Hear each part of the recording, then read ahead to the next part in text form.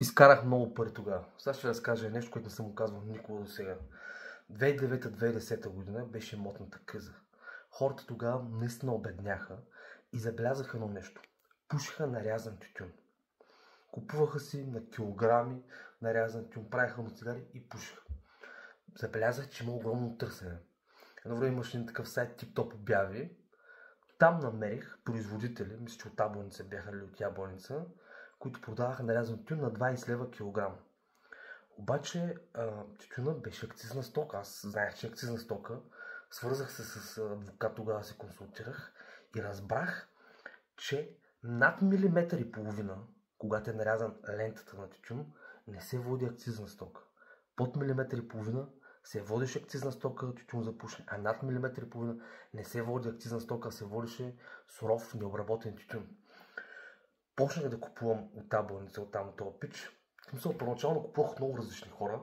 Аз с времето успях да разбера, защото аз и тогава се опитах да продавам качествена стока. Винаги, според мен, целта, винаги за един успешен бизнес е да предлагаш нещо много качествено. Имаше различни сортове. Те бяха Вирджиния, Златна Вирджиния, имаше още някои, аз вече съм ги забрал.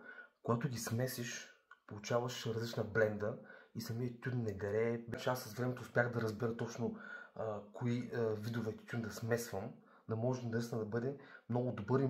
Когато ми отдаваха производители на по килограми, аз винаги правих дупки отдолу, защото винаги се събираше прах отдолу. По този начин самият клиент, когато получеше нарязания тютюн, винаги беше идеално нарязан, без бокуци, без нищо. Това според мен беше много важно, защото аз след това отворих очите на някой друг човек, които продаваха.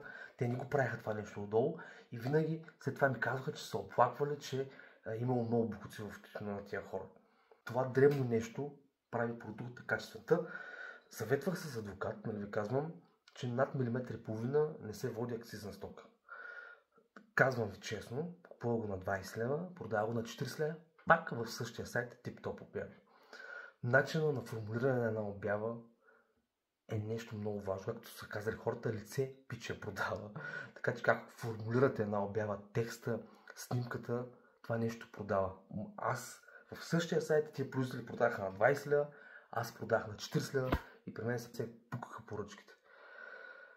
Казвам ви честно, платих около 150 хиляди лева данъци на НАП. Значи, смятайте какъв брод съм направил за година и нещо, защото след 2010-2011 вече началото, бам, и всеки вид нарязан тютюн вече стана акцизна стока. Аз естествено никога не съм бил човек, който търси сивия бизнес. Винаги съм разсъждавал, че за да правиш успешен бизнес, трябва да си с лицето си, трябва да си отпреди и трябва да си напълно легален. Това, когато промениха закона, аз директно се отказах. Естествено, тогава беше сладко това нещо и много хора не се отказаха. Особено тия от Ябланица, там и от Ябланица, не ги знам които бяха.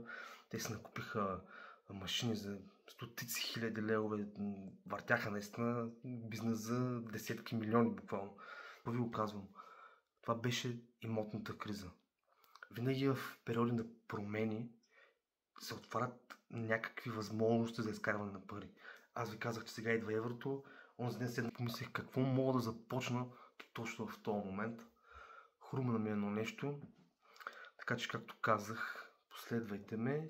Вече започвам да ви го обяснявам. Така че сега заедно с вас, даже пред вас ще го направим и ще видите детайлно изобщо дали някакъв оборот правил това нещо, което съм измислил, колко пари съм изкарал. Ще ви покажа всичко детайлно с колко пратки се изпращат, какви са ми разходите и така, като много от вас ще имат възможност да се включат с мен в това, което съм замислил и заедно да разпространим този продукт, който съм измислил, но следващите клипове.